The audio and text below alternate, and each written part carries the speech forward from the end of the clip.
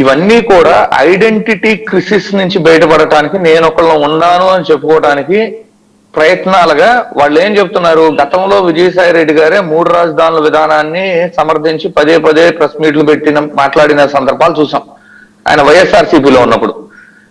ఇప్పుడు liquor scam అనేది ఒక కేసు నడుస్తుంటే ఆ కేసులో ఎవరైతే అక్యూజ్డ్ ఉండారో అందరూ అరెస్ట్ కాక ఒకే ఒక వ్యక్తి మాత్రం నిర్భయంగా ఎలాంటి చింతన లేకుండా బయట ఉండారు. వాళ్ళని అరెస్ట్ కూడా చేయబోరు. అది మా అనాలిసిస్. అది విజయసాయి రెడ్డి గారు.